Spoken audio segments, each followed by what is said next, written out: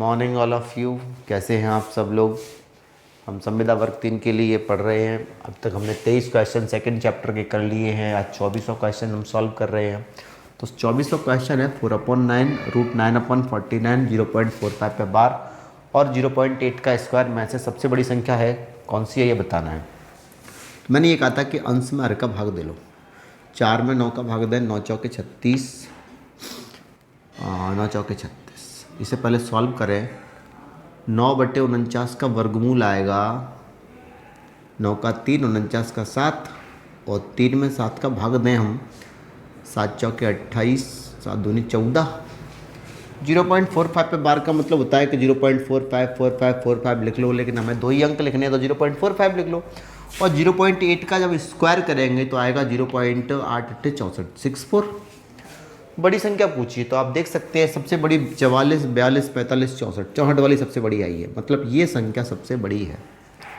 यदि हमसे सबसे छोटी संख्या पूछी होती तो 42 वाली सबसे छोटी आती, मतलब ये √9/49। ठीक है, तो फिलहाल आंसर क्या होगा 0.8 का स्क्वायर। ठीक है, 0.8 का स्क्वायर ये इस सवाल का आंसर है। अगला है x star y equal x square plus y square plus x y plus 1 हो तो 1 स्टार 2 स्टार 3 का मान निकालना है। सबसे पहले मैं 1 स्टार 2 का मान निकालता हूँ। 1 स्टार 2 इसका मतलब ये है कि x की जगह 1 और y की जगह 2 रखना है। 1 का स्क्वायर, 2 का स्क्वायर, 1 × 2 प्लस 1, 1 का स्क्वायर 1, 2 का स्क्वायर 4, 2 एकम 2 प्लस 1, 1 और 4 5 और 2 7 और 1 8। ठीक है, मतलब ये है कि इसका आंसर आ गया 8। अभी स्टार 3 और बाकी है, तो अब ये बचा 8 स्टार 3। तो हमें 8 स्टार 3 का मान निकालना है इसी सवाल में। मतलब ये है कि x की जगह 8 और y की जगह 3 रखना है इसी सवाल में। तो रख दो x की जगह 8 तो 8 का स्क्वायर, y की जगह 3 तो 3 का स्क्वायर, 8 × 3 प्लस 1। 8 का स्क्वायर 64, 3 का स्क्वायर 9, 8 × 24 प्लस 1, 9 और 1 10, 10 और 64 74, और 74 में जब हम 24 जोड़ेंगे 84, 94 और 4 98। 98 is the answer of this question. ठीक है, अगला क्वेश्चन है क्वेश्चन नंबर 26। यदि a star b equal a b upon a plus b हो तो 3 स्टार और ब्रैकेट में 3 स्टार -1 का मान निकालना है। तो सबसे पहले ब्रैकेट सॉल्व होगा, यानी 3 स्टार -1 का मान निकालना है। 3 स्टार -1 मतलब a की जगह 3 और b की जगह माइनस का 1 रखना है। रख ले, a की जगह 3, b की जगह माइनस का 1, 3 और माइनस का 1 सॉल्व करेंगे। 3 एकम माइनस का 3 और 3 में से घटाएंगे 2, माइनस का 3/2 आ गया इसका मान। अब हमें यदि मैं यहाँ पर माइनस का 3/2 रख दूँ और ये 3 है, बीच में स्टार का साइन है, इसको सॉल्व करूँ, यानी 3 स्टार -3/2 को सॉल्व करना है। 3 स्टार माइनस का 3/2, इसका मतलब ये है कि a की जगह 3 और b की जगह हमको -3/2 रखना है इसी सवाल में। a की जगह 3, b की जगह माइनस का 3/2, बटे में a की जगह 3, b की जगह माइनस का 3/2। यदि मैं रख दूँ, आगे सॉल्व कर देता हूँ। 3 × 9 माइनस का 9/2, 2 × 6, 6 में से 3 घटाए 3 तो 3/2, 2 से 2 कैंसिल आउट, 3 × 9 तो आंसर क्या आ गया माइनस का 3। ठीक है, इस सवाल का आंसर क्या आएगा माइनस का 3। नहीं समझ में आया हो आप दोबारा समझ सकते हो, है ना, वीडियो को दोबारा देख लेना। 27वां जो क्वेश्चन है निम्नलिखित में से किसमें भिन्न अवरोही क्रम में है। 4 ऑप्शन लिखे गए हैं, कौन सी भिन्न अवरोही क्रम में है ये हमको बताना है। तो हम कैसे लिख सकते हैं इस सवाल को, ये देखिए। सबसे पहले ये भिन्न कौन सी हैं हम देखें। एक तो होती है समभिन्न, एक होती है विषम भिन्न, या उचित और अनुचित कह सकते हो, एक होती है मिश्र भिन्न। तो जिसमें अंश छोटा हो और हर बड़ा हो वो होती है समभिन्न। ठीक है, अंश बड़ा हो और हर छोटा हो वो होती है विषम भिन्न या अनुचित भिन्न। ये उचित कह सकते हो, ये अनुचित है। मिश्र भिन्न हमेशा सही बट्टे में लिखी जाती है, सही बट्टे में। ठीक है, अब मैं देखूँ ये सभी भिन्न जो लिखी गई हैं वो सम भिन्न हैं। और यहाँ देखो अंश और हर का डिफरेंस, यहाँ 5 7 का डिफरेंस 2 का है, यहाँ भी 2 का है, 7 9 का 2 का है, 3 5 का 2 का है। तो सम भिन्नों में कभी भी डिफरेंस अंश और हर का बराबर हो तो जहाँ सबसे बड़ी संख्या लिखी जाती है वो भिन्न सबसे बड़ी होगी, और जहाँ सबसे छोटी संख्या लिखी जाती है वो सबसे छोटी भिन्न होगी। जैसे हम इसमें देखें, यहाँ 5, यहाँ 9, यहाँ 7, यहाँ 3, तो सबसे बड़ी संख्या यहाँ लिखी गई है 9, तो 9/11।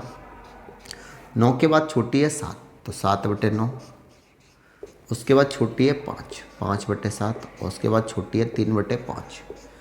तो ये जो क्रम मैंने लिखा है ये अवरोही क्रम लिखा है। ठीक है, तो अवरोही क्रम में पूछा है तो ऑप्शन कौन सा हो जाएगा, सी वाला।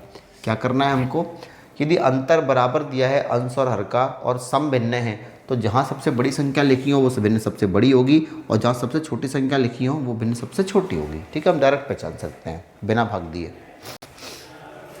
अगला क्वेश्चन है क्वेश्चन नंबर 28।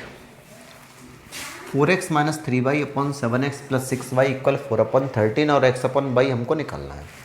इनका क्रॉस मल्टीप्लाई कर लेता हूँ मैं। 13 का 4 से 13 चौके 52x, 13 तिया 39y, 4 का इधर करूँ 4 सत्ते 28x, 4 छक्के 24y।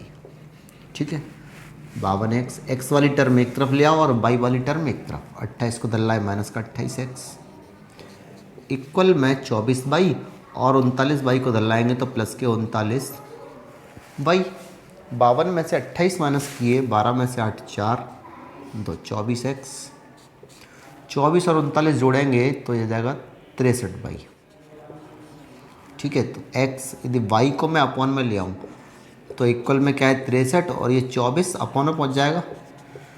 काट दो, 3 8 24, 21 तिया 63, मतलब जो आंसर आएगा वो आएगा 21/8।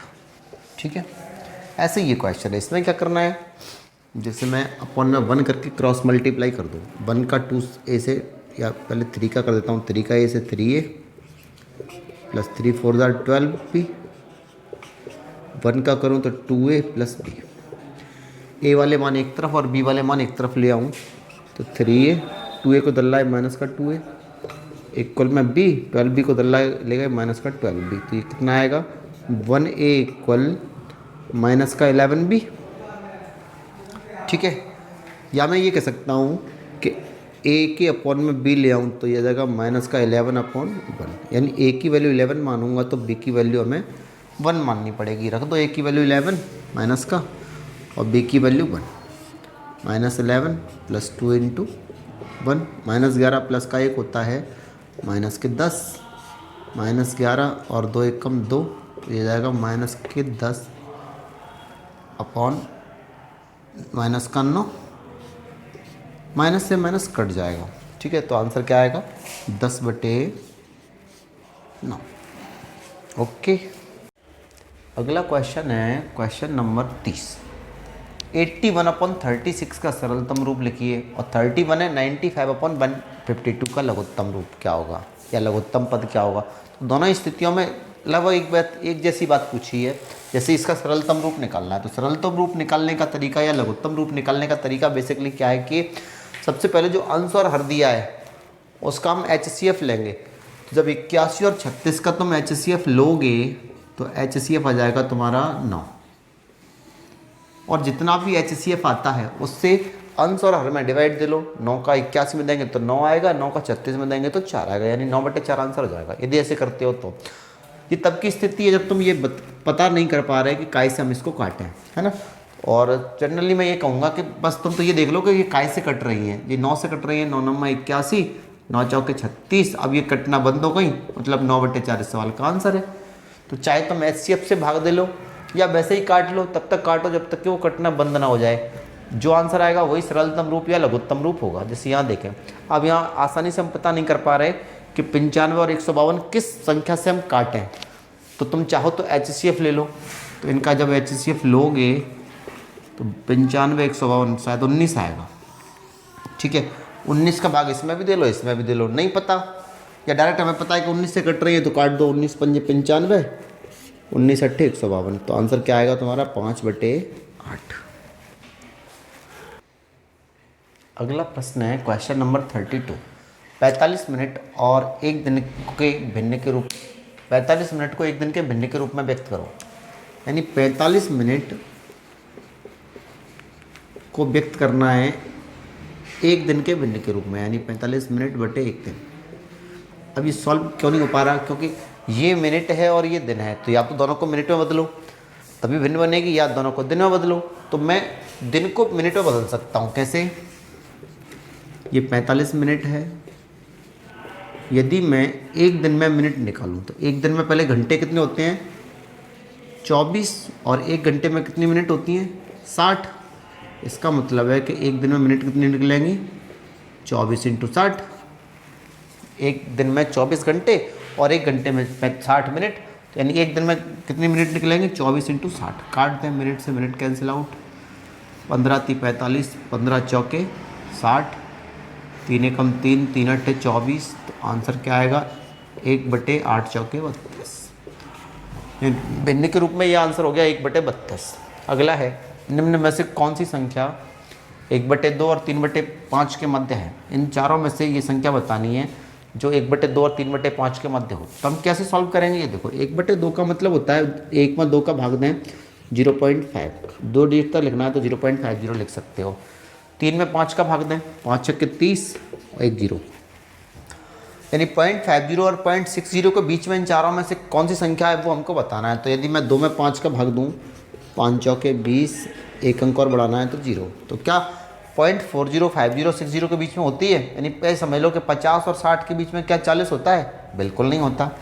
यदि मैं 2 में 3 का भाग दूँ तो 3 छक्के 18, 3 छक्के 18, 0.66 आएगा, यानी 66 आएगा मान लो। और 50-60 के बीच में कभी 66 नहीं होता। यदि मैं 1/3 की बात करूं तो 0, 3 × 3 = 9, 3 × 3 = 9, 1 में 3 का भाग देंगे तो 0.33, या ऐसे क्या समझोगे 33। तो 33 भी 50 और 60 के बीच में नहीं होता। इसका मतलब ये इस सवाल का आंसर होगा। कैसे? 4 में 7 का भाग दें, 7 × 7 = 49, 7 एकम 7।